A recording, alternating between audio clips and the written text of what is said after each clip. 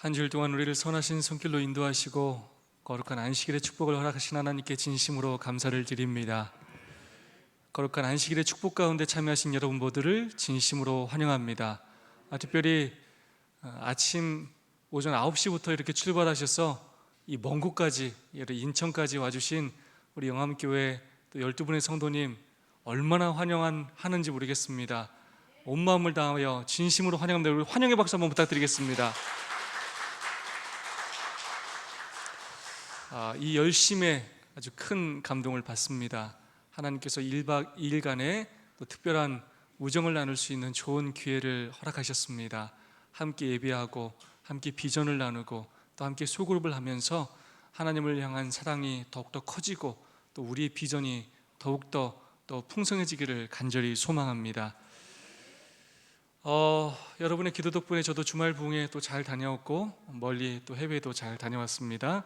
기도해 주신 성도님들 감사를 드리고 또 교회를 지켜주신 성도님들께 진심으로 감사를 드립니다. 어제 인사 이동 발표가 있었는데 또 하나님의 은혜로 또 여러분과 올 한 해도 함께 하나님을 섬길 수 있게 되어서 얼마나 하나님께 감사한지 모르겠습니다. 이 일에 하나님의 섭리가 있음을 믿습니다. 여러분이 좋아하시든 싫어하시든 함께 더욱더 힘을 합쳐서 열심으로 하나님을 섬기게 되기를 간절히 소망합니다. 제가 얼마 전 금요일과 최근에 이렇게 금요일을 이렇게 또 비교해 보자면 우리 유중만 성도님이 저기 앉아 있는 게 저는 참 신비롭고 놀라워요. 네, 사실 나오기 쉽지 않은 여건임에도 불구하고 아까 저하고 인사하면서 그래도 일주일에 2번은 나옵니다. 이렇게 말씀하시는데 그 말이 얼마나 제 마음에 감동을 주는지 몰랐습니다. 어떻게든 교회를 나오시기 위해서 노력하시는 그 모습이 참으로 감동적이고 또 조민영 집사님도 사실 지금도 회사에 있어야 될 시간인데 어떤 작정을 하고 어떻게 회사에 이 얘기가 됐는지 이 금요일 저녁 이 안식을 시작하는 시간에 온 가족이 함께 교회를 나올 수 있어서 참으로 행복하고 감사를 드립니다. 또 하은혜 집사님 쩔뚝쩔뚝 거리시면서도 또 남편을 이용해서 이렇게 교회에 또 오시고 또 끝나면 또 남편이 또 모시러 오시고 네, 집사님도 잘 나올 뿐만 아니라 우리 효주 아버님의 발걸음이 점점 교회를 향해 다가오는 것 같습니다. 이 일에 진심으로 하나님께 감사를 드립니다. 우리 옆사람과 뜨겁게 사랑과 소망을 담아서 인사하고 시작하겠습니다. 서로 악수하고 안아주시면서 하늘까지 함께 갑시다. 인사해 주시면 감사하겠습니다.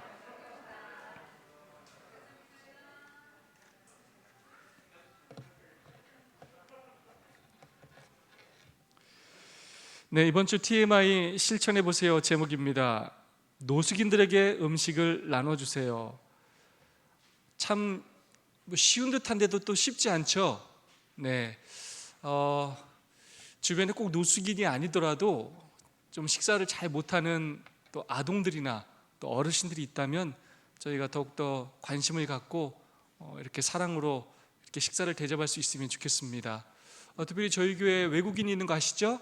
윌리엄, 그리고 윌리엄의 아들, 특별히 윌리엄 아들이 곧 있으면 가나에 들어갑니다. 여러분, 윌리엄 아들이 이렇게 와 있을 때 따뜻한 밥 한 끼 여러분 대접할 수 있으면 참 좋겠고, 그러지 못한다면 또 작은 선물이라도 여러분이 꼭 그렇게 챙겨주셔서 사랑을 그렇게 나누고 베풀 수 있으면 정말로 좋겠습니다. 무거운 가방을 들어주세요. 힘든 시기를 보내는 분들에게 카드나 문자를 보내세요. 작은 것부터 사랑을 실천하는 우리가 모두가 되었으면 좋겠습니다. 자, 5과입니다. 제목이 뭡니까? 네, 빚을 다루는 법. 다 빚들 있으시죠?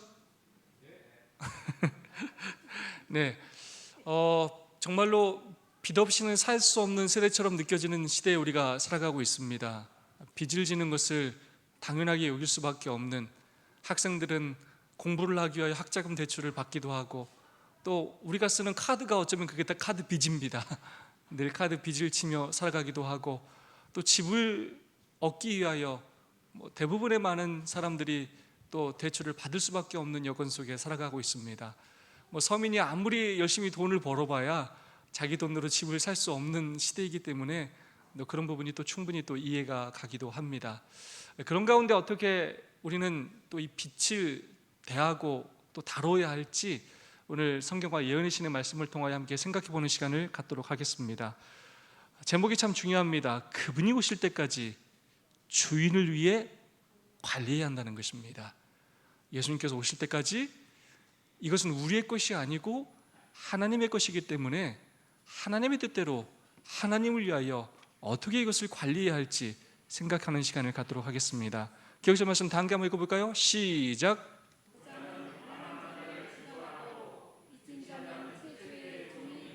네, 빚진 자는 체주의 종이 되느니라. 왜 빚을 지지 말아야 하는지, 우리가 빚을 어떻게 관리해야 하는지 그 이유를 말해주고 있습니다.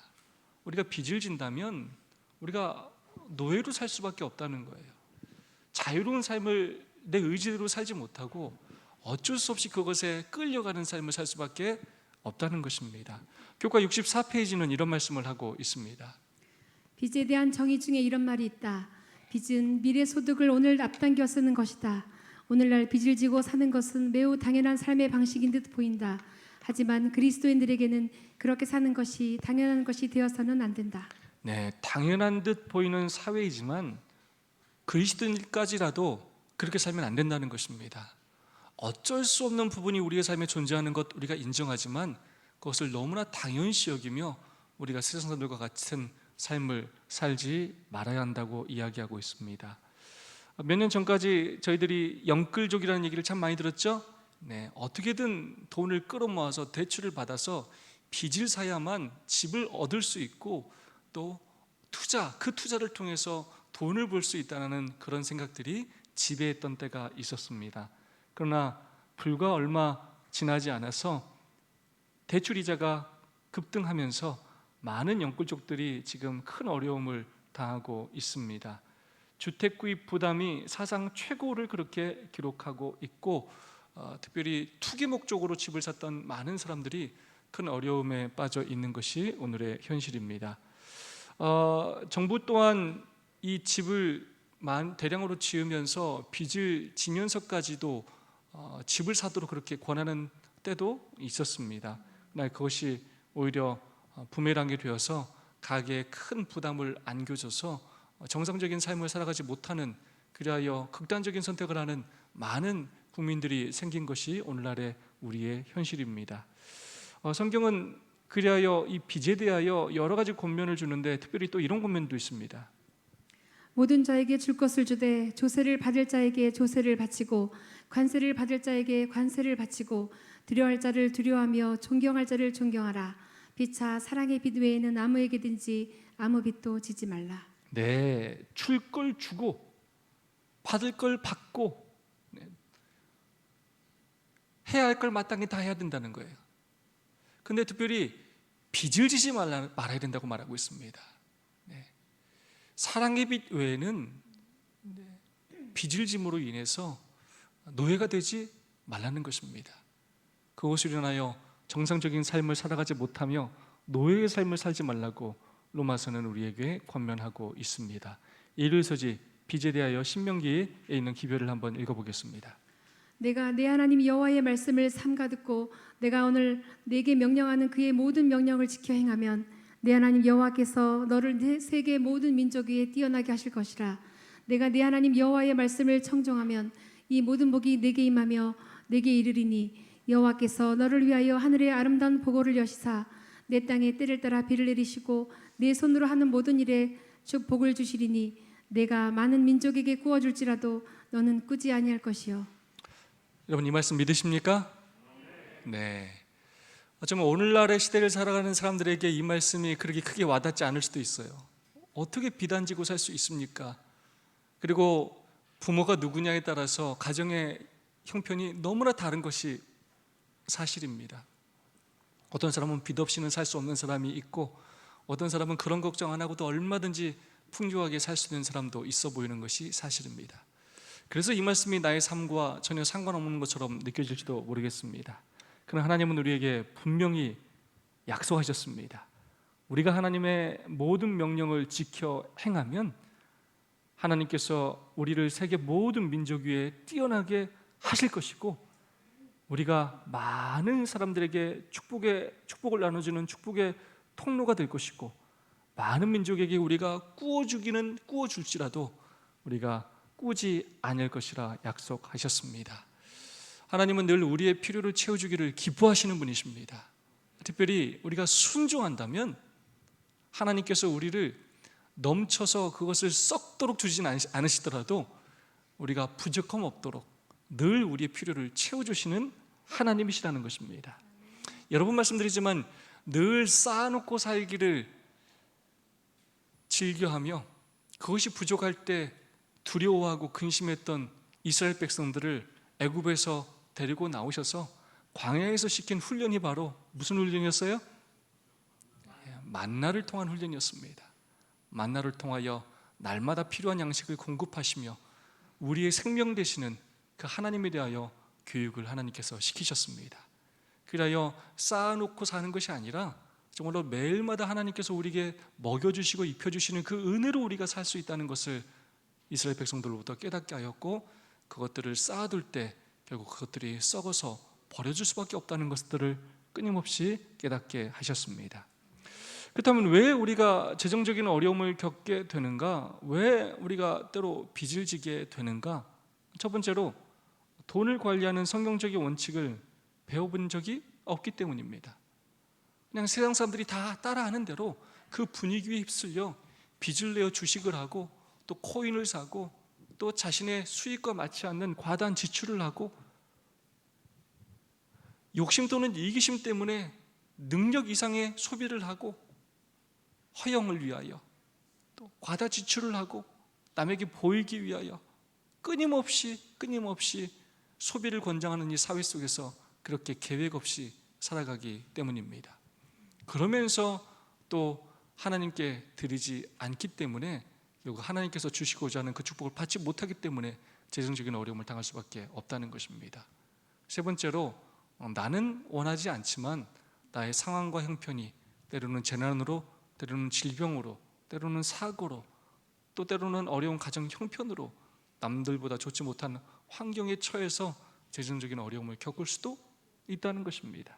그래서 우리가 도와야 할 사람들은 정말로 여러 형편 가운데 어려움에 처한 그런 많은 이웃들이 우리 주변에 있지 않습니까? 그런 사람들을 잘 도와야 하겠고, 또한 재정적으로 어려움을 당하는 이 성경적인 원칙을 올바로 알지 못해서 어려움을 당하는 사람들에게 올바른 성경적인 가르침을 가르쳐 주어야 할 뿐만 아니라 또 잘못된 욕심, 이기심으로 살아가는 사람들에게 또 하나님의 뜻과 원칙을 가르쳐 줘서 그들이 바르게 돈을 지출함으로 재정적인 어려움을 당하지 않도록 우리가 도울 수 있어야 하겠습니다. 교훈의 말씀은 이렇게 우리에게 또한 말하고 있습니다. 우리는 다양한 이유로 빚을 질 수 있다. 하지만 그 문제를 해결하기 원한다면 삶의 방식과 소비 습관 그리고 재정적 우선순위의 변화를 주어야 한다. 네, 재정적 우선순위의 변화를 주어야 한다. 유퀴즈라는 프로에서 유재석 씨가 한 직장인과 이렇게 대화를 하는 주 내용을 제가 한번 본 적이 있는데요. 그 직장인이 어떻게 하면 회사를 퇴사하지 않고 계속 다닐 수 있습니까? 라고 물어보니까 그 직장인이 이렇게 대답했습니다. 마이너스 통장을 만드는 것입니다. 마이너스 통장을 만들어서 계속 빚을 지면 그 빚 때문에 회사를 계속 다녀야 합니다. 라고 말하더라고요. 그래서 직장인에게 빚은 친구입니다. 라고 말하더라고요. 그래서 사람들이 뭐 특별히 불행하지 않아도 자기의 원하는 소비를 위하여 또 때로는 투자를 위하여 이렇게 빚을 지고 사는 것을 굉장히 자연스럽게 생각하는 시대에 살아가고 있습니다. 우리 또한 그런 삶을 살기가 쉬운데요. 그래서 우리의 재정적인 우선순위에 변화를 주어야 되겠고, 우리의 삶의 방식과 소비 습관을 다시 한번 돌아보는 시간들을 가져야 하겠습니다. 청지기 보내는 기별에 이런 말씀이 있습니다. 어떤 긴박한 필요를 해결하기 위하여 돈을 빌린 다음 그 부채를 갚기 위해서는 아무런 계산도 하지 않는 습관은 그것이 아무리 보편적인 것이라 해도 퇴폐적인 것이다. 주께서는 진리를 믿는 모든 사람이 자기를 기만하는 이러한 습관으로부터 돌아서기를 원하신다. 그들은 부정직한 행동을 하기보다는 차라리 국핍을 견디는 편을 선택해야 한다. 네, 돈을 빌린 다음에 정말 아무 대책 없이 그 돈을 갚을 생각을 하지 않고 계속 이자는 불어나고 또 계속 경제적인 압박이 오는데도 그 생활 패턴을 고치지 않고 끊임없이 잘못된 지출을 해가면서 그렇게 인생을 망가뜨리는 사람들이 많이 있다는 것입니다. 이러한 습관으로부터 돌이켜야 하고, 그런 행동을 하기보다는 빚을 지면서 그것들을 갚지 않으려는 그런 부정직한 행동을 하기보다는 차라리 궁핍한 것을 견디는 편을 선택해야 한다라고 선지자는 저에게 권면하고 있습니다. 월요소입니다. 하나님의 지도를 따름. 여러분 복권을 구입해 본 적 있으십니까? 있으시죠? 네, 대부분 많은 분들이 구입해 보셨을 것입니다.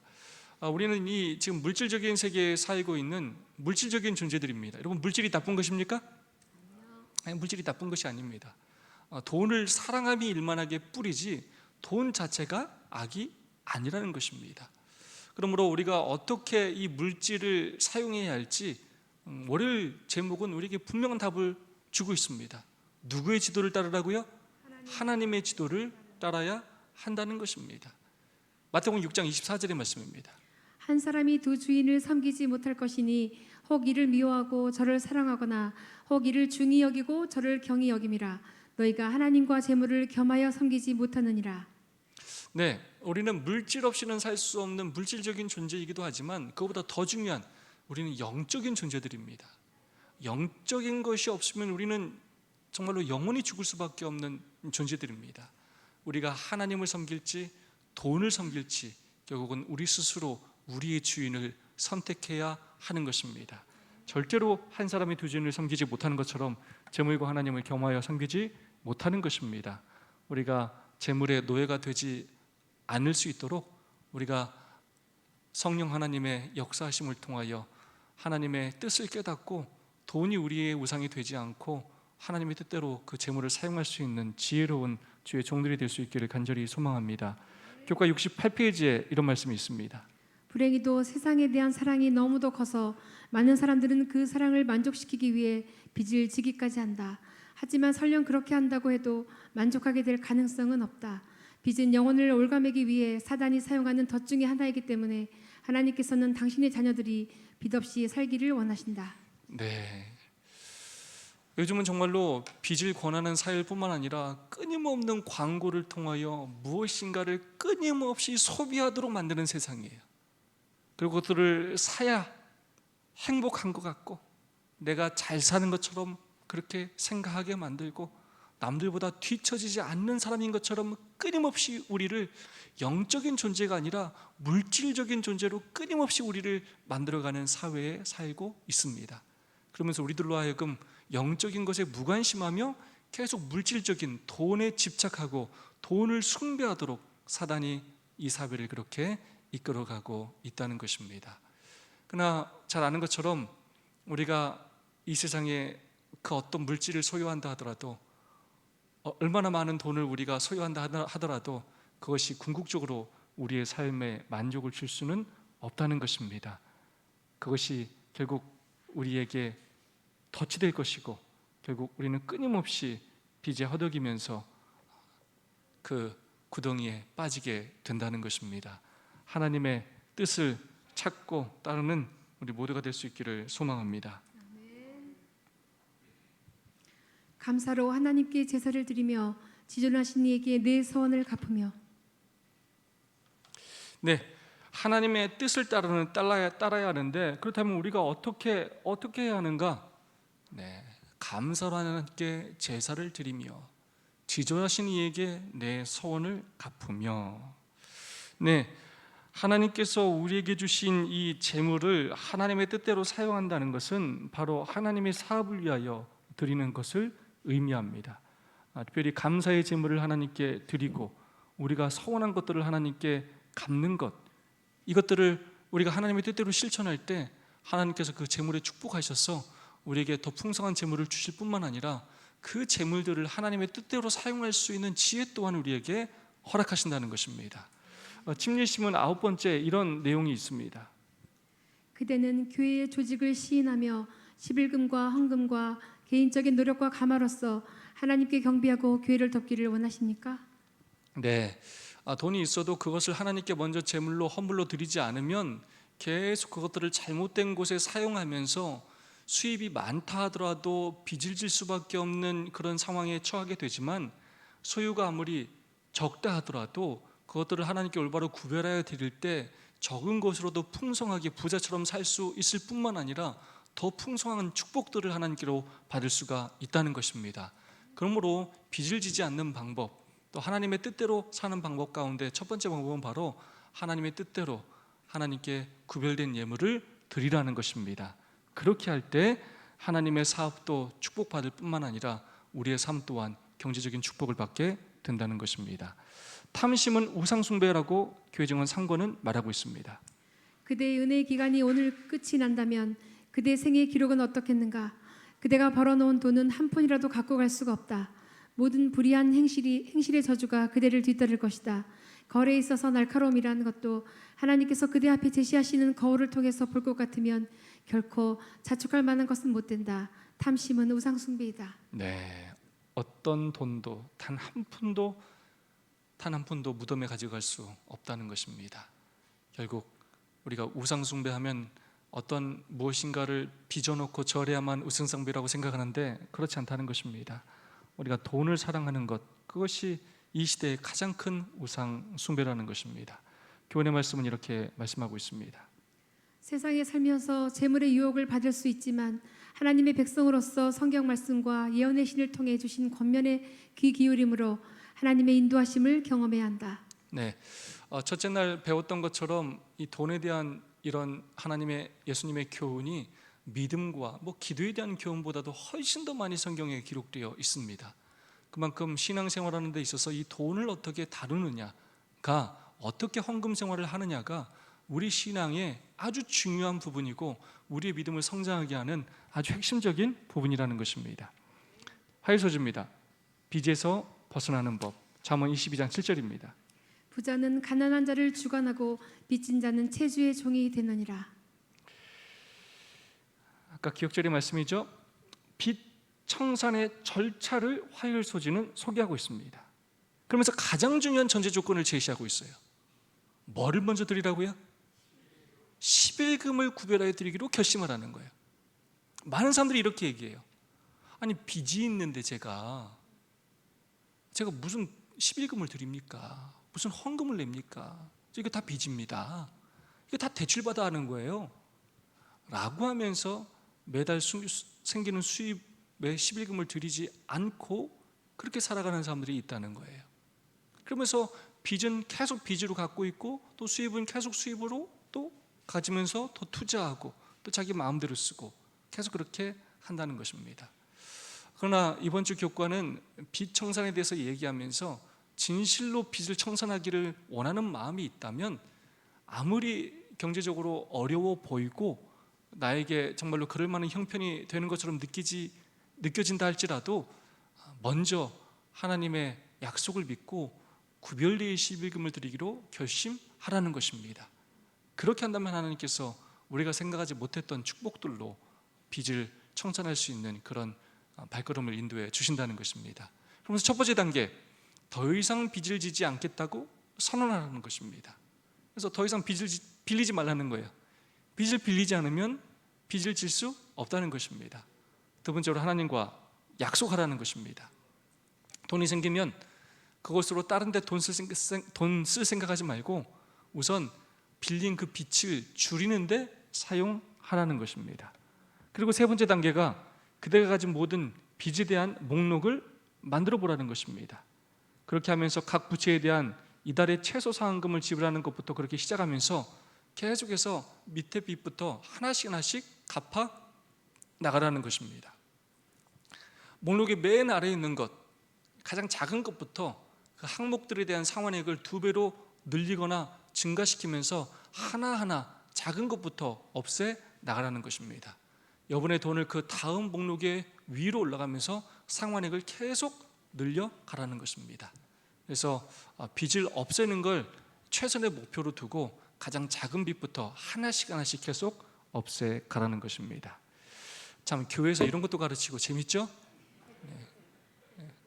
요즘 얼마나 빚을 많이 지는 사회인지 모르고 저는 이렇게 선지자의 기별을 읽을 때마다 아니, 이런 기별이 다 있어? 라고 깜짝깜짝 놀랄 때가 있어요. 그만큼 하나님께서 마지막 때에 살아가는 우리를 위하여 얼마나 많은 다양한 기별을 주셨는지 모릅니다. 교회 증언 9권에 있는 말씀입니다. 하나님께서는 우리가 과거에 실패해서 교훈을 배우기를 바라신다. 그분의 기관들이 빚을 지는 것은 그분께 기쁨이 되지 않는다. 우리가 크고 값비싼 건물들을 짓는 일을 거부함으로써 사업에 대한 특성을 드러내야 할 때가 왔다. 우리는 과거의 실책들을 그대로 답보하여 점점 빚에 빠져드는 일을 하지 않아야 한다. 우리는 오히려 아직까지 우리의 기관들이 지고 있는 빚을 청산하기 위하여 노력해야 한다. 정말 노력해야 합니다. 안타깝지만 어떤 모습들을 보냐면 한때 교회가 화폐로부터 돈을 빌리는 적들이 있어요. 그래서 화폐에 어떤 조건으로 교회의 어떤 사업이나 뭐 리모델링이나 다양한 일들을 위하여 돈을 빌려요. 그리고 교회들이 어떻게 하냐면 시간이 지나도 안 갚아요. 갚을 생각을 갖지 않는 교회들이 많아요. 돈 빌린 사람의 특징이에요. 갚을 생각을 하지 않아요. 돈 빌린 사람은 발 뻗고 자고 빌려준 사람은 잠을 못 자요. 그래서 화폐가 어떻게 하냐면 제발 돈 좀 갚아라. 시간이 지나면 10% 할인을 내주고 20% 할인을 내주고 50%만이라도 내라. 그걸 이용해요. 괜찮은데. 그래서 절대 이렇게 하면 된다고 안 된다고요? 안 된다는 거예요. 이렇게 하지 말아야 된다는 것입니다. 의도적으로 빚을 지고 그 빚을 그렇게 활용해서 또 투자하고 어느 교회들이 그런 일들을 함으로 어려움을 당하는 경우들이 참 많아요. 교회가 언제 문제가 발생하냐면 교회가 성도들이 헌금하지 않는데 다양한 방법으로 교회 수입이 생길 때 교회가 큰 어려움을 겪어요. 교회가 돈이 많아지고 잘 될 것 같지만 결국 교회가 잘 되지 않아요. 시험을 당합니다. 성도들은 헌신하지 않고 그 돈이 잘못된 곳으로 쓰여지거나 하나님의 그 사업에 올바로 쓰여지지가 않아요. 그러면 교회는 영적인 성장을 하는 것보다 성도들이 영적으로 죽어가게 됩니다. 교회는 반드시 성도들의 자원하여 드리는 헌금으로 유지될 때 교회는 성장하게 되어 있습니다. 두 번째 언제 어려움을 겪게 되냐면 빚을 질 때예요. 조금만 아는 사람들은 빚이 있는 교회에 오길 원치 않아요. 그럼 점점 이 교회 성도들은 줄어들게 되고 그 부담은 더욱더 가중되고 선교사분 더욱더 이렇게 어려움을 겪게 되고 줄어들게 되는 것입니다. 그러므로 할 수 있다면 빚을 지지 말아야 하고 빚이 있다면 온 마음을 다해서 그 빚을 청산하는 일에 최선을 다해야 합니다. 수요 소지입니다. 참 재미난 제목이에요. 보증서기와 일확천금의 유혹. 잠언 6장 1절로 2절입니다. 내 아들아, 내가 만일 이웃을 위하여 담보하여 타인을 위하여 보증하였으면 내 입의 말로 내가 얽혔으며 내 입의 말로 인하여 잡히게 되었느니라. 제가 살아가면서 이렇게 교과를 재림기원에서 공부하고 가르쳐 보면서 이번 기는 정말 가장 실제적인 내용들을 다루고 있어요. 네. 너무나 중요한 내용입니다. 절대로 뭐 하지 말라고요? 보증 서지 말라고요. 네. 근데 여러분 보증 서지 않는 게 쉽지 않죠? 네. 보증을 서달라고 요청하는 사람들이 대부분 누굽니까? 가족이거나 아주 가까운 사람들이에요. 그걸 거절하는 게 정말로 어려워요. 필요한 도움을 줄 때 그 도움을 주어야 진짜 친구인데 그것을 거절하는 것이 정말로 쉽지 않습니다. 가족인 경우에 더더욱 그러합니다. 그럼에도 불구하고 보증을 서지 말라라고 말하고 있습니다. 그것을 거저주면 거저주지 보증을 서지 말라고 얘기하고 있어요. 지혜 없는 자는 남의 손을 잡고 그의 이웃 앞에서 보증이 되느니라. 잠언 20장 26절도 이렇게 말씀하고 있습니다. 너는 사람과 더불어 손을 잡지 말며 남의 빚에 보증을 서지 말라. 만일 갚을 것이 내게 없으면 내 눈 침상도 빼앗길 것이라. 내가 어찌 그리하겠느냐. 잠언 참 재밌는 말씀을 하죠. 너 보증 잘못 쓰면 너 뭐까지 뺏긴다고요? 네 침상, 네 침대도 뺏겨. 집도 뺏기고 침대도 다 뺏겨 너. 보증 함부로 서는 거 아니다라고 말하고 있습니다. 교과 72페이지는 또 이런 말씀을 하고 있습니다. 누군가에게 정말로 도움이 필요하다면 도와야 한다. 그러나 다른 사람의 빚에 대해 보증인이 되어서는 안 된다. 연구에 따르면 보증을 선 사람들의 75%가 결국 비용을 지불하는 것으로 나타났다. 네, 굉장히 중요한 통계가 나와요. 누군가를 정말로 도움이 필요하다면 도와야 된다는 것입니다. 그렇지만 빚에 대하여 보증이 되어서는 안 된다는 거예요. 그냥 그 사람이 도울 수는 있어요. 하지만 그 사람이 어떤 투자를 하는 일에 있어서, 빚을 지는 일에 있어서 보증인이 되어서는 안 된다는 것입니다. 왜냐하면 통계를 내봤더니 그렇게 보증을 선 사람들은 결국 75%가 그걸 갚지 않아요. 때문에 결국 보증 선 사람이 그 책임을 물을 수밖에 없게 된다는 것입니다. 그러면 결국 그 사이도 갈라지고 그 사람으로 인하여 우리의 가정의 경제적인 피해로 우리가 하나님 앞에 충성된 청지기로 살아가지 못할 뿐만 아니라 가족과 모든 사람에게 큰 피해를 입히게 된다는 것입니다. 잠언 28장 20절입니다. 충성된 자는 복이 많아도 속히 부하고자 하는 자는 형벌을 면하지 못하리라. 네, 일확천금에 대한 이야기를 하고 있습니다. 여러분, 가끔 이번 주 로또 1등이 몇십억이다 이런 뉴스들 들을 때마다 나도 한번 사봐야 되나? 여러분, 이런 생각이 들 때가 있지 않습니까? 그리고 좀 한 번쯤 좀 당첨됐으면 좋겠다라는 생각이 좀 들 때가 있지 않습니까? 저도 그런 생각이 들었던 것이 한두 번이 아닙니다. 돈에서 좀 이렇게 좀 자유롭고 싶다라는 생각이 들었던 적이 여러분 있어요, 없어요? 있을 수 있어요. 네. 남들이 집 다 살 때 좀 나도 좀 집 사서 좀 돈 좀 벌고 싶다. 그래서 노후를 좀 나도 좀 안정적으로 좀 가져보고 싶다. 그때 비트코인을 샀어야 되는데, 그때 저 땅을 샀어야 되는데. 여러분, 이런 마음이 들 때가 있어요, 없어요? 있죠. 그리고 특별히 우리가 아는 사람이 그렇게 주변에서 돈 벌었다면 그런 마음이 또 들어야 안 들어요? 나만 바보 같고, 나만 실패한 것 같고, 나만 잘못 살고 있는 것 같고, 끊임없이 그런 생각들을 갖게 만드는 사회에 우리가 살아가고 있어요. 그렇기 때문에 오늘 우리에게 뭐라고 말하느냐? 일확천금의 유혹에 대해서 말하고 있습니다. 속히 부하고자 하는 자는 뭐라고요? 형벌을 면하지 못한다는 거예요. 반드시 그러한 일에 대한 대가를 치르게 된다는 것입니다. 왜냐하면 그것이 하나님의 뜻이 아니기 때문이라는 것이에요. 디모데전서 6장 9절로 10절 말씀은 정확히 우리에게 말씀하고 있습니다. 부하려 하는 자들은 시험과 올무와 여러 가지 어리석고 해로운 욕심에 떨어지나니 곧 사람으로 파멸과 멸망에 빠지게 하는 것이라. 돈을 사랑함이 일만하게 뿌리가 되나니 이것을 탐내는 자들은 미혹을 받아 믿음에서 떠나 많은 근심으로써 자기를 찔렀도다. 여러분, 우리의 목적이 부자가 되는 것이 되지 말아야 합니다.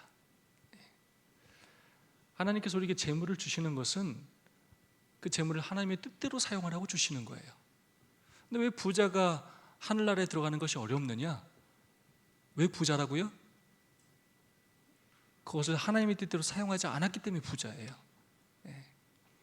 그것들 쌓아두었기 때문에 부자인 것입니다. 그것을 우리가 하나님의 뜻대로 사용할 때 우리는 또 다른 축복을 받게 되고, 하나님은 끊임없이 우리를 사용하셔서 더 다른 사람들을 그렇게 먹이시며 필요를 채우게 하신다는 것입니다. 그래서 이 부하려 하는 자들은 시험과 올무와 여러 가지 어리석고 해로운 욕심에 떨어지게 되고 그 사람으로 파멸과 멸망에 빠지게 한다는 것입니다. 부하려 하면 결국 돈을 사랑하게 되고, 돈을 사랑하는 것은 일만하게 뿌리가 되기 때문에 결국 그 일로 인하여 시험을 받게 되고, 그러면 결국 믿음에서 떠나게 되고, 그게 결국 누가 누구를 죽이는 거냐면 자기 스스로 자기를 찔러서 자기가 믿음에서 떠나 영원히 죽게 되는 그런 일을 하게 된다는 것입니다. 그러므로 우리의 삶의 목표가 부자가 되는 것이 아니라 어떻게 하면 더 하나님의 뜻대로 살아서 하나님의 사업에 보탬이 될 수 있을지를 늘 고민하고 또 연구하고 살아가는 우리 모두가 될 수 있기를 간절히 소망합니다. 보증 서는 문제에 대하여 교회 증언은 이렇게 말하고 있습니다. 불성실한 청지기, 그들은 다른 사람에게 속한 것, 곧 그들의 하나님 아버지께 속한 것들로 보증을 선다. 사단은 그의 백성들이 보증을 서는 자들의 손에서 재산을 빼앗는 일을 돕고자 준비하고 있다. 사단이 무슨 일을 하는지까지 정확히 얘기해주고 있어요. 사단은 보증 서는 사람들을 기다리고 있다는 거예요. 그러면서 그 사람의 손에서 재산을 빼앗는 일을 돕고자 준비하고 있다는 것입니다. 그러므로 이 시험에 어쨌든 넘어가지 말고, 이런 일이 있을 때 정말로 잘 거절하고 좋은 관계를 계속 유지할 수 있는 방법을 찾아야 한다는 것입니다. 마지막 목요일 소주입니다. 빚을 낼 때 주의할 점입니다. 신명기 15장 1절 5절입니다. 매 7년 끝에는 면제하라. 면제의 규례는 이러하니라. 그의 이웃에게 꾸어준 모든 체주는 그것을 면제하고 그의 이웃에게나 그 형제에게 독촉하지 말지니 이는 여호와를 위하여 면제를 선포하였음이라. 이방인에게는 내가 독촉하려니와 내 형제에게 꾸어진 것은 내 손에서 면제하라. 내가 만일 내 하나님 여호와의 말씀만 듣고 내가 오늘 내게 내리는 그 명령을 다 지켜 행하면 내 하나님 여호와께서 내게 기업으로 주신 땅에서 내가 반드시 복을 받으리니 너희 중에 가난한 자가 없으리라. 네, 안식년제도 또 희년제도가 있었죠. 특별히 안식년제도를 통하여 7년 끝에는 면제하는 그런 제도가 있었습니다. 노예와 종 그리고 토지뿐만 아니라 체주들도 그런 규제를 받았습니다. 그러면서 무엇을 얘기하냐면 우리 하나님은 재정 문제에 관심을 가지시는 분이라는 거예요. 하나님은 단순히 우리가 그냥 영적으로 말씀 보고 기도하고 이렇게만 살라고 말씀하는 분이 아니라는 것입니다. 우리의 필요를 채워주시는 분이고 우리가 어떻게 사는지에 관심을 갖고 계시고 또 어떤 때는 빚을 질 수밖에 없는 현실임을 인정하신다는 것입니다. 그렇기 때문에 빚을 삼가야 하겠고 우리가 하나님의 말씀대로 그렇게 서로 면제해 주면 좋겠지만 이 사회가 그런 사회가 아니기 때문에 그렇게 살지 않도록 노력할 때 하나님의 축복을 받을 수 있다는 것입니다. 그럼에도 불구하고 빚을 내야 할 때 어떻게 해야 될지를 마지막에 이야기해 주고 있습니다. 돈을 빌려야만 한다면 가장 좋은 조건과 가장 좋은 이자율을 찾도록 하라. 최소한으로 빌린 후 이자로 지출되는 금액을 줄이기 위해 최대한 빨리 갚으라. 하지만 원칙적으로는 할 수 있는 한 빚지는 것을 피해야 한다. 매일의 삶에서 성경에 나타난 재정적 원칙을 따르면 불필요한 빚을 짓는 것을 피하고 자신과 가족들에게 닥쳐올 수 있는 무거운 부담을 피할 수 있다. 네, 욕심을 피하고 자신의 수익과 맞게 지출을 하는 삶을 살아갈 뿐만 아니라 빚을 질 수밖에 없는 특별한 상황이 발생할 때는 최소한의 빚을 빌려야 하고 가장 좋은 조건과 좋은 이자율을 찾도록 해야 하고 그리고 가장 빨리 그것을 갚아야 한다는 것입니다. 마지막으로 빚 없는 삶을 위한 세 가지 제안을 하고 있습니다. 우선 예산을 세우라는 것입니다. 3개월 동안의 모든 수입 지출을 분석해서 안 써도 되는 돈이 무엇인지를 한번 찾아보고 불필요한 지출을 줄이라는 것입니다. 그리고 신용카드가 많다면 신용카드를 없애라는 것입니다. 저도 신용카드를 쓰지만 여러분 신용카드를 쓰는 건 현금을 쓰는 것보다 확실히 뭐합니까? 편하죠? 부담이 없고 결과와 상관없이 돈을 쓰기가 아주 쉽다는 거예요. 하지만 현금을 가지고 다닌다면 훨씬 더 돈 쓰는 거에 대한 그런 부담감을 갖게 되고 계획적인 지출을 할 수 있게 된다는 것입니다. 그러면서 더욱더 계획적인 생활을 하라는 것입니다. 불필요한 것, 꼭 사지 않아도 되는 것들 그런 것들을 줄이고 꼭 필요한 것들에 그렇게 지출을 하라고 권면하고 있습니다. 하나님께서 우리에게 오늘 또 특별한 권면을 주셨습니다. 우리 모두가 부자가 되려고 노력하진 않지만 우리의 성실한 청지기 직분을 통하여 하나님께서 우리에게 풍성한 축복을 주기를 간절히 소망하고 또 그것들로 우리가 아낌없이 주의 사업에 또 성도들에게 이웃들에게 나누고 베풀므로 하나님의 사랑을 증거하며 살아가는 우리 모두가 될 수 있기를 간절히 소망합니다. 그래요 우리의 모든 재물이 하늘에 쌓여지고 그래 하나님께로부터 놀라운 축복을 받기를 간절히 바랍니다. 두 분씩 세 분씩 짝을 지으시고 오늘 받은 또 은혜와 결심을 나누는 시간을 갖도록 하겠습니다. 빚지는 것이 자연스럽고 또 한편으로 현명해 보이는 듯한 세상에서 하나님의 권면을 나의 재정 생활에 어떻게 적용하는 것이 여러분 바람직하겠습니까? 여러분은 어떻게 지금 살고 계시고 여러분의 삶에서 지금 이 빚에 대한 부분, 특별히 재정 생활에 대한 부분에 있어서 수정해야 될 부분이 있다면 어떤 부분이 있겠습니까? 서로의 경험을 나누시고 또 새로운 결심을 해주시고 서로를 위하여 간절히 기도하는 시간 가져주시기를 부탁드리겠습니다. 두 분, 세 분씩 함께 꼭 참여해 주시면 감사하겠습니다.